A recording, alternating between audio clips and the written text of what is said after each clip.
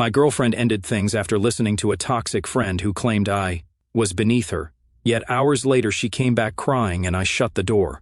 I'm a 28-year-old guy from a small town in the Midwest, and I've been holding on to this story for a while. I guess it's time to get it all out. I want to talk about my ex, Amelia, and how things unraveled between us. This all started back in high school, so let me take you there first. Amelia and I met during sophomore year. She wasn't the loud, attention-seeking type like a lot of other girls in our grade. She was more of the quiet, keep-to-herself kind of person. But once you got her talking, she had this way of lighting up, like she had a million dreams in her head all trying to spill out at once. She wanted to work in publishing and dreamed of living in a big city, working with books, and maybe even writing her own someday. I was hooked from the start. I wasn't what you'd call ambitious back then.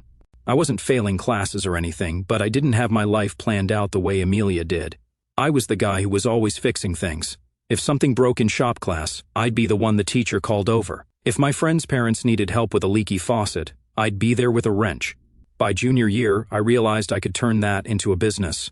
So, while other kids were worried about prom or the SATs, I was setting up a small plumbing operation. By the time senior year rolled around, Amelia and I were inseparable. We went to prom together, watched crappy rom-coms in my parents' basement, and spent hours talking about our futures. I don't know how to explain it, but we just clicked. She was my first everything, first kiss, first love, first real heartbreak, but we'll get to that. Amelia got into a prestigious university, and I couldn't have been prouder. I still remember the day she got her acceptance letter. She ran over to my house, waving the envelope like it was a golden ticket. I hugged her so tight I thought I might break her. That was Amelia, though, always aiming high, always pushing herself. When she left for school, I didn't see it as the end of us. I saw it as the next step. I kept working on my plumbing business, and by then, it was doing pretty well. Nothing glamorous, but steady money was coming in. I figured if she was chasing her dreams, the least I could do was make. Sure, she didn't have to worry about things like rent or groceries. So, that's what I did.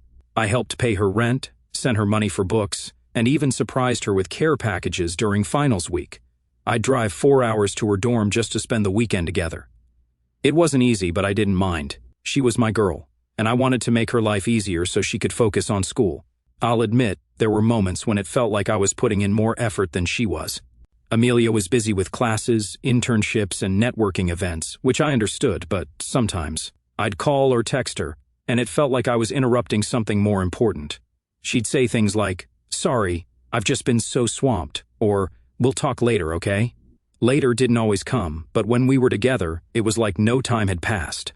I'd visit her, and we'd spend hours just walking around campus or sitting in her tiny apartment, talking about everything and nothing. Those were the moments that kept me going. After she graduated, Amelia landed a job at a well-known publishing house.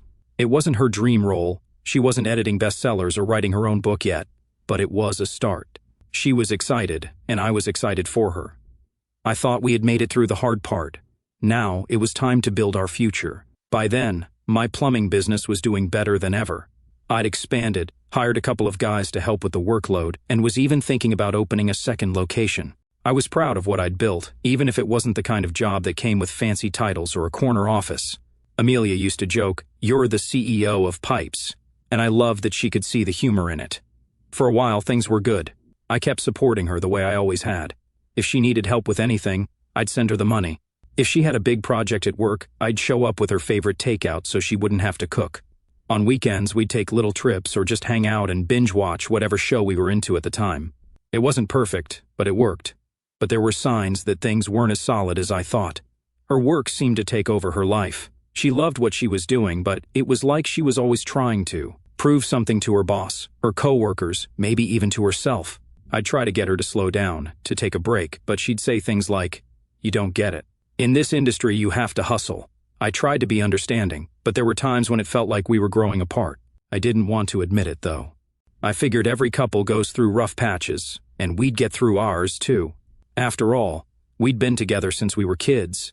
If anyone could make it, it was us. At least, that's what I thought before Liz showed up. Liz was one of Amelia's coworkers, and at first, she seemed cool. Amelia would mention her here and there, saying stuff like, "Liz says she's jealous of how supportive you are," or "Liz thinks it's sweet that you drive me lunch when I'm too busy to leave the office." I didn't think much of it. It's normal for people to talk about their relationships at work, right? But Liz wasn't just talking. She was planting seeds. The first time I noticed something off was when Amelia mentioned a casual conversation they had during lunch. Apparently, Liz said, "You're so lucky your boyfriend supports you chasing your dreams. Most guys would feel threatened by a woman with ambition." Sounds like a compliment, right? But Amelia added, "She said most guys like that are secretly controlling. She asked if you ever hold money over my head." I laughed it off at the time because it was ridiculous. I'd never once made Amelia feel like she owed me for anything. If anything, I always encouraged her to focus on herself and let me worry about the bills. But I could tell it stuck in Amelia's mind because she started insisting on paying. For little things here and there, like coffee or gas money when we'd go on a trip. It wasn't a big deal, but it felt like the dynamic between us was shifting. Then came the criticisms. Liz was always finding something wrong with what I did, no matter how thoughtful or kind it was. One day, I surprised Amelia at work with her favorite sushi because she'd mentioned skipping lunch to finish an assignment. She texted me later, thanking me, but then added, "Liz said it was sweet." But she thought it was weird you didn't ask what I wanted first. I was confused. I brought her the exact order she always got at her favorite spot. Why would I need to ask? Another time, Amelia and I went out for a nice dinner to celebrate her first promotion. We were having a great time until she mentioned, "Liz thinks you should have let me pick the place. She says you always take control of stuff like that." I'd chosen the restaurant because it was a spot she'd been wanting to try for months. But suddenly it felt like even doing something nice could be twisted into a flaw. Liz didn't stop at my gestures. She had plenty to say about my job, too. One night, I was fixing a clogged sink in Amelia's apartment when she mentioned offhand, "Liz asked what you do for work today." When I told her you own a plumbing business, she said, "Oh, that's cute." Cute? Owning a business isn't cute. It's hard work, and I'd built it from the ground up. But that wasn't even the worst part, Amelia added. She asked if I ever wished you did something more polished, like in an office or something. That one stung. I knew I wasn't some big-shot executive, but I'd always been proud of what I did. My business paid the bills, and it was honest work. Still, Amelia reassured me, Liz is just blunt sometimes. Don't take it personally. But I could see Liz's words starting to seep into Amelia's thoughts. Amelia started making little comments that felt out of character. Things like, "Do you ever think about expanding your business into something bigger?" Or, "Have you ever thought about taking classes to learn more about business management?" On the surface, they sounded like innocent questions, but paired with everything Liz had been saying, they felt loaded. It wasn't just the comments, though. Liz had this way of inserting herself into our lives, even when I wasn't around. For example, Amelia told me about a work event where everyone brought their partners. I couldn't make it because I had an emergency call from a regular client whose basement was flooding. When Amelia mentioned why I wasn't there, Liz said, "See, that's the thing with guys like him. Their work always comes first." Amelia said she stuck up for me, but the seed was planted. Later, she asked, "Do you think you'll always have to handle emergencies like that? What happens when we have kids someday?" Liz's poison wasn't just in the things she said. It was in how she framed herself as the wise friend who knew better. Anytime Amelia and I had a disagreement, Liz would swoop in with her unsolicited opinions.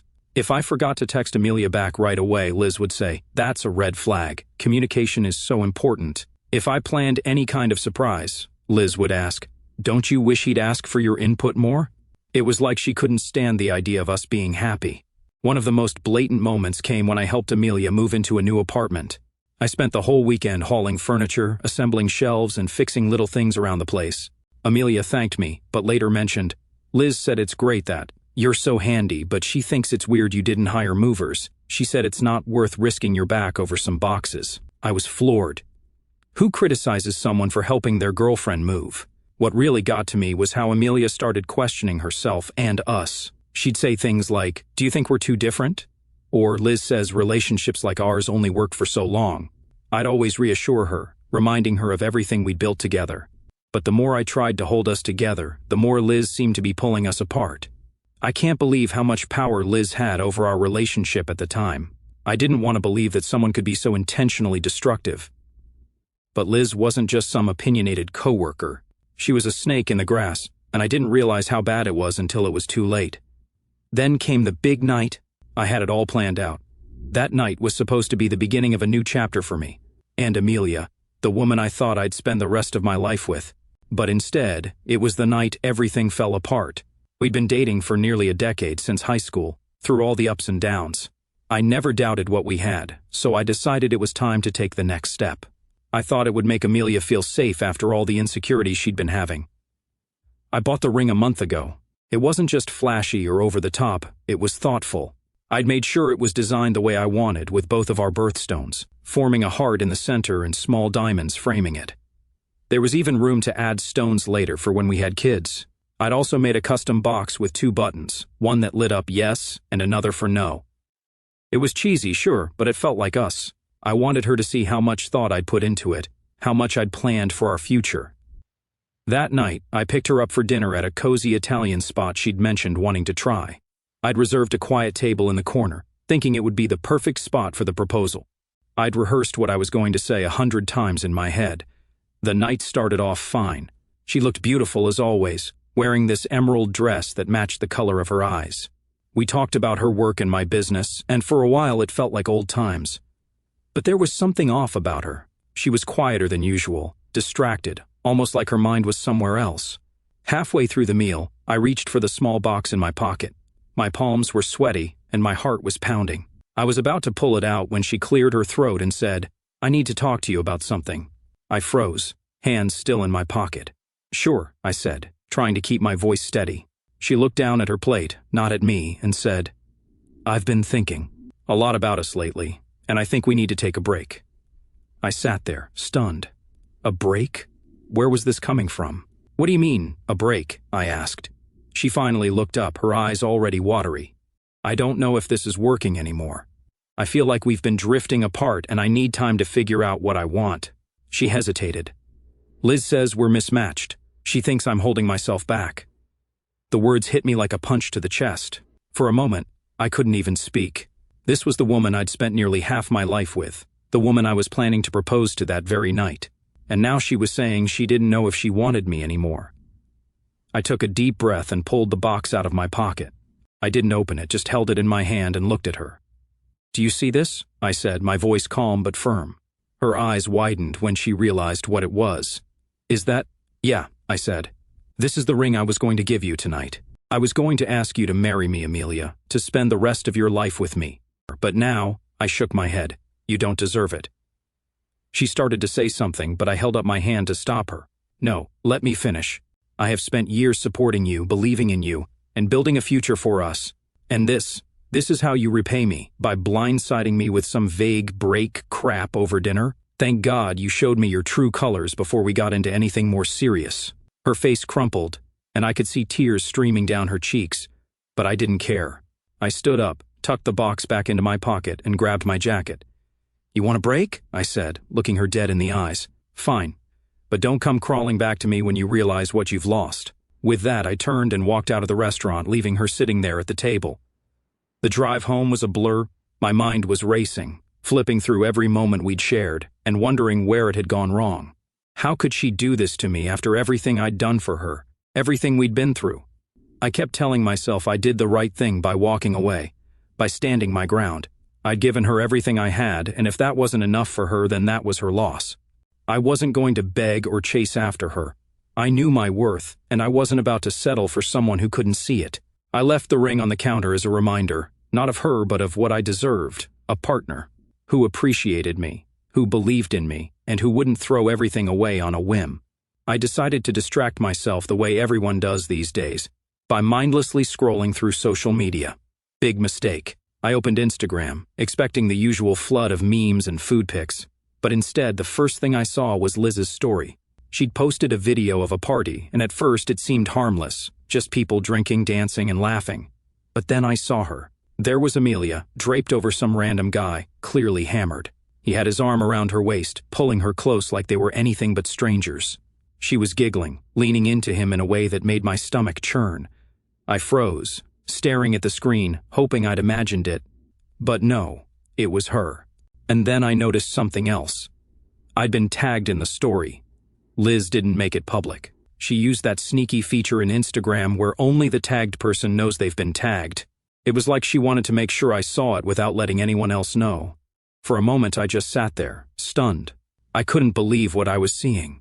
This was the same woman who told me just hours earlier that she needed a break to figure out what she wanted. And now she was grinding on some random guy, like the ink on her breakup speech wasn't even dry. I felt a wave of anger so strong it made my hands shake. It wasn't just about the guy or the party. It was the fact that Liz, of all people, was behind this. The same Liz who had spent months tearing me down, planting doubts in Amelia's head and criticizing everything I did. Now she was posting this garbage for me to see.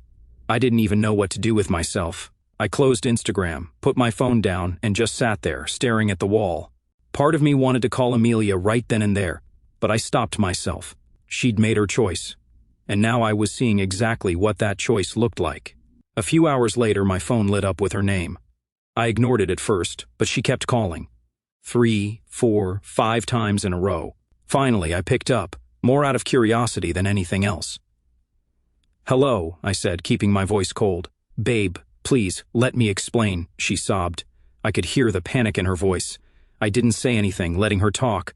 "I didn't know Liz would post that," she cried. "It was a mistake. It meant nothing." I let out a bitter laugh. "A mistake? You hooked up with some random guy right after breaking up with me." "That's not a mistake, Amelia. It's a choice. A very deliberate choice." "It wasn't like that," she pleaded. "I was drunk, and Liz introduced me to him. I didn't even know what was happening until..." "Until what?" I cut her off. "Until Liz decided to document it for the world to see? You expect me to believe you didn't know what you were doing?" "She manipulated me," Amelia said, her voice breaking. Hearing her try to shift the blame just made me angrier. "You want to blame Liz now? Fine. But you're the one who let this happen. You're the one who decided that the best way to figure out what you want was to wrap yourself around some stranger. That's on you, Amelia, not Liz." There was silence on the other end of the line. For a moment, I thought she'd hung up, but then I heard her sniffle. "I'm sorry," she whispered. "I was stupid and I interrupted. "Don't apologize. You don't get to cry and say you're sorry when you clearly knew what you were doing. You made your bed. Now lie in it." She started to say something else, but I didn't care. I hung up and blocked her number. I wasn't in the mood to hear her excuses. Every time I thought about her voice, the way she tried to twist things to make herself the victim, I felt sick. I couldn't even be mad at the guy in Liz's story. He didn't owe me anything. But Amelia, she was supposed to be my partner, my ride or die. Seeing her act like our relationship meant nothing was the final nail in the coffin. The next morning I woke up to a flood of texts and missed calls from our mutual friends. I guess Amelia had told them what happened, or maybe Liz's story made the rounds. Either way, I wasn't in the mood to explain myself. I just sent a blanket message to a few close friends, letting them know I was fine but needed space. It wasn't my job to manage anyone's opinions about the situation. I was drained and honestly just wanted to focus on moving forward. Have any of you been through something like this? I keep replaying everything in my head and wondering if I was too harsh, but at the same time, I can't ignore how deliberate it all felt. Amelia let Liz plant these ideas, let her interfere in our relationship, and then turned around and acted like she was powerless in the situation. And Liz, how do people like her even exist? Who goes out of their way to blow up someone else's life just for fun? I don't know what the next step is. Part of me feels like cutting them both out of my life completely is the only way to protect my sanity. Am I wrong for being this cold about it, or is this just what happens when people show you who they really are? I'd love to hear your thoughts, and I'll keep you updated if anything else happens in the coming days. First off, I want to thank everyone for the advice, support, and yes, even the sarcastic comments on my last post. One of you said something like, "Dude, Liz sounds like she's auditioning for America." A's worst co-workers, and honestly, I laughed harder than I have in weeks. You guys helped me see that I wasn't crazy for feeling the way I did, so thanks for that.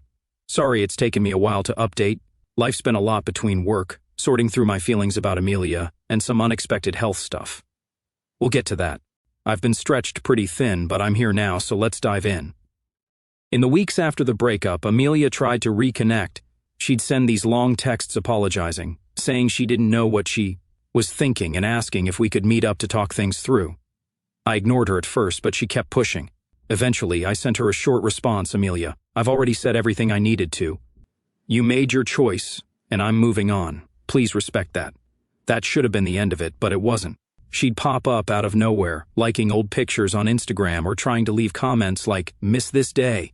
I didn't respond to any of it. I'd already wasted enough energy on someone who didn't value me, and I wasn't about to give her the satisfaction of knowing she still had access to my life. Now here's where things take a turn. About 2 weeks ago, I started feeling off, just tired all the time with these weird dizzy spells that wouldn't go away. I chalked it up to stress from everything with Amelia and Liz, but when I almost passed out at work, I figured it was time to get checked out. Long story short, I needed surgery. It wasn't anything super serious or life-threatening, but it still wasn't fun. I wasn't exactly thrilled about it, but my friends and family were supportive. My guys at work even took on extra shifts so I wouldn't have to stress about the business while recovering. The surgery itself went fine, and I woke up groggy, but okay. I was still coming out of it when I noticed someone sitting by my bed. At first, I thought it was one of my friends or family members, but nope, it was Liz. Let me set the scene for you. I'm lying there in one of those awful hospital gowns, barely able to keep my eyes open, and Liz is sitting there like she's my caretaker or something. She had this concerned look on her face, like we were best friends and she'd been worried sick about me. "Oh my God, I'm so glad you're okay," she said, leaning forward like we were some kind of cute couple.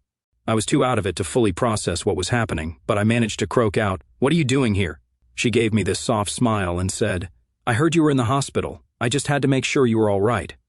Had to? Liz, the same Liz who'd spent months trying to sabotage my relationship with Amelia? Yeah, okay. She kept talking, saying things like, "I feel so bad about everything with Amelia. You didn't deserve that. You're such a good guy." She didn't know what she had. It was like she was trying to rewrite history, painting herself as the supportive friend who'd always been in my corner. At one point, she even reached out to hold my hand. I didn't pull away, mostly because I was too tired to argue, but I could feel the gears turning in her head. Liz wasn't here out of concern. She was here because she saw an opportunity. As I lay there, half-conscious, everything started to click. Liz had been scheming from the start. The little comments she made to Amelia, the constant criticisms of me, the way she inserted herself into our relationship, it was all part of some twisted plan. And now, with Amelia out of the picture, she was trying to slide her way into my life. It's funny how clear things become when you're stuck in a hospital bed with nothing else to do but think. Liz wasn't just a bad friend or a toxic coworker. She was manipulative, calculated, and selfish. She didn't care about me or Amelia. She cared about getting what she wanted, no matter who she had to hurt along the way. Here's the thing about people like Liz. They think they're smarter than everyone else. They think they can manipulate and scheme their way into whatever they want without anyone catching on. But she underestimated me. I had a plan for Liz. I'm not going to say too much right now because I want to make sure it plays out exactly how I envision it. Just know that once I'm fully recovered, she's going to learn what it feels like to be outplayed. So stay tuned, Reddit. I'll update you when the time is right. Let's just say Liz might regret ever stepping foot into that hospital room. Thanks again for all the support. Your advice has been a huge help, and honestly, reading your comments has kept me sane through all this. I'll be back soon with another update. Until then, wish me a speedy recovery. First of all, wow. The response to my last post was insane. I didn't expect so many of you to get invested in this whole situation, but here we are. Thank you for the advice, support, and hilarious comments. I saw someone say, "Liz sounds like the type of person who'd fake being nice to. Adopt a cat just to post about it on Instagram," and I couldn't agree more. You guys really get me. I know a lot of you wanted to know what my plan was, so buckle up. Things played out almost exactly how I hoped, and let me just say, it was satisfying. After I was discharged from the hospital and started feeling better, Liz didn't waste any time. She texted me almost every day, starting with these super casual just checking in messages. Stuff like, "Hey, hope you're feeling okay," or "Let me know if you need anything, I'm here for you." At first I ignored her. I wasn't stupid, I knew what she was doing. But after a while I realized that playing along might actually work in my favor. So I started replying. Not too much, just enough to keep her on the hook. "Thanks for checking in, I'm doing all right. Appreciate it. Recovery's been slow, but I'm getting there." Liz ate it up. Her texts got longer and more personal, filled with things like, "You're such a strong person," and "I don't know how Amelia ever let you go." She started dropping little hints about how she'd always thought I deserved better and how much she admired me. At one point, she even sent me a picture of a casserole she'd made, saying, "I'd love to bring this over if you're up for company." I declined, obviously, but it was clear she was trying to worm her way in. The real shift happened about 2 weeks after I got out of the hospital. Liz called me out of nowhere, saying she'd just been thinking about me and wanted to hear my voice. I could practically hear her laying it on thick, talking about how worried she'd been during my surgery and how she'd prayed for me. "Thanks, Liz," I said, keeping my tone neutral. "That means a lot." Then she hit me with, I feel like this whole thing has brought us closer, you know? Like it's made me realize how much I care about you." I almost laughed. She didn't care about me. She cared about winning. But instead of shutting her down, I leaned into it. "Yeah, I guess it has," I said. That one sentence was all it took. Liz went full throttle after that, texting me constantly, calling me, babe in messages, and even suggesting we hang out sometime soon. The thing about Liz is that she's predictable. She thought she was being slick, but everything she did just made her intentions clearer. It wasn't about me, it was about her ego. She wanted to prove she could get me, just like she'd tried to ruin what I had with Amelia. So I let her think she was winning. I started texting her back more often, dropping compliments here and there, and even agreeing to meet up. At that point, I knew she thought she had me wrapped around her finger. When we finally hung out, Liz was all over me. She kept touching my arm, laughing at every little thing I said, and dropping hints about how much she valued honesty and loyalty in a relationship. It was honestly exhausting to watch her try so hard, but I played along. Eventually, one thing led to another, and yeah, we hooked up. I'm not proud of it, but it was part of the plan. The next morning, I didn't text her back, or the day after that, or the day after that. Liz, of course, started blowing up my phone. "Hey, everything okay? Did I do something wrong? Can we talk?" She called me at least a dozen times, left voicemails, and even sent me a few messages on Instagram. By the end of the week, I had a collection of frantic texts and missed calls from her, all begging me to give her a chance. That's when I made my move. I screenshotted every single text she sent me, along with a few of the voicemails, where she was practically sobbing about how much she cared about me. Then I sent them to Amelia in one big batch. No explanation, no message, just the screenshots. Once they were delivered, I blocked them both on everything. I know some of you are probably thinking, "Dude, that's harsh." But hear me out. Liz had been playing games with my life for months, tearing apart my relationship and manipulating everyone around her. By sending those screenshots to Amelia, I wasn't trying to get her back or start drama. I just wanted the truth to come out. Amelia needed to see who Liz really was, and how far she was willing to go to get what she wanted. I wanted Amelia to see what she'd thrown our relationship away for. And honestly, blocking Liz felt incredible. I felt like I was in control again, like I wasn't just reacting to the chaos she caused. Now I'm sitting back and watching the fallout. Liz wanted control, and instead, I turned the tables. Amelia and Liz might have their own reckoning to deal with now, but I'm done playing their games. And trust me, Reddit, this isn't the last you'll hear from me. Let me recover fully. I'll give them both time to process, and I'll feed you with the update soon. I promised I'd keep you updated, and oh boy, things escalated fast. Apparently, my little move, sending all of Liz's frantic messages to Amelia, set off a chain reaction I couldn't have planned better if I tried. Here's what I heard through the grapevine. Amelia didn't take kindly to finding out that Liz, her supposed friend, had been scheming behind her back. She confronted Liz at work, and things went from 0 to 100 real quick. From what I've been told, it started with Amelia demanding an explanation, asking Liz why she'd tried to sabotage our relationship and then swoop in after the breakup. Liz, being Liz, tried to play innocent. She claimed I was the one pursuing her, and that Amelia was overreacting, but Amelia wasn't buying it. Someone who works with them told me the argument got so loud that the manager had to step in. But it didn't stop there. Apparently, Amelia called Liz out in front of their co-workers, accusing her of being manipulative and trying to ruin her life. Liz fired back, and before anyone could stop them, things got physical. I don't have all the details, but I know it ended with both of them being escorted out by security. The aftermath? They were both fired. Honestly, I don't feel bad for either of them. Liz got exactly what she deserved. And Amelia, well, I can't say she's completely innocent in all this either. She let Liz worm her way into our relationship, and by the time she realized how toxic Liz was, the damage was already done. I don't know what's next for them, but I'm staying far, far away from the drama. I feel like I'm finally in a place where I can breathe. Anyway, that's all for now. Thanks for sticking with me through this mess. I'll keep you posted if anything else comes up, but for now, I'm just enjoying the peace. It's been a while, and honestly, I thought I'd have nothing left to share. I figured the whole Liz and Amelia drama was over, and I could finally just move on with my life. But of course, people like them don't go quietly.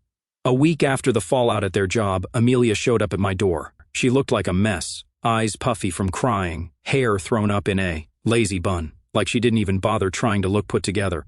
Liz planted all those doubts, she said. She made me think you weren't good enough, but it was all her. I see that now. Please, let's fix this. I just stood there, letting her talk. I wasn't angry anymore. I was done. When she finally stopped, I told her, Amelia, I gave you everything, and you threw it away. You let someone like Liz tear us apart, and now you want to come back. I can't do this anymore. I've moved on. She begged, even cried, but I didn't budge. I wished her the best and closed the door. The very next day, as if on cue, Liz tried her luck. She sent me this long text, first from a random account I didn't recognize, saying how sorry she was and how she'd made mistakes but was willing to do whatever it took to make things right.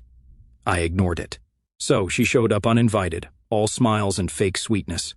I know I messed up, she started, but I know you care about me. We could make this work. I see that now. I didn't even let her finish. I looked her dead in the eye and said, you both made your choices. Now live with them. Then I walked back inside and shut the door in her face. That was the last time I saw either of them. Since then, life has been peaceful. My business is thriving. I've even expanded it and hired more people. I've been spending more time with my friends and focusing on myself, which has been long overdue. And yeah, I've started dating someone new. She's amazing, down to earth, kind, and most importantly, she actually appreciates me for who I am. She doesn't care that I run a plumbing business instead of sitting behind a fancy desk in some corporate office. She's supportive, honest, and makes me feel like I'm enough exactly as I am. As for Amelia and Liz, last I heard, they're both still jobless and blaming each other for everything. Mutual friends say they barely speak now, and when they do, it's just to throw insults. I'd be lying if I said I wasn't a little amused by the irony of it all. They destroyed each other trying to come after me, and I walked away without a scratch. If I've learned anything from all this, it's that you've got to pay attention to the people you let into your life. Not just your partner, but their friends too. Sometimes the wrong influences can do more damage than you realize. And, for anyone who's been through something similar, find someone who values you for who you are, not for who they think you should be. Don't settle for someone who listens to people like Liz or lets doubts creep in because of someone else's opinion. You deserve better than that. Life's good now, and I plan to keep it that way.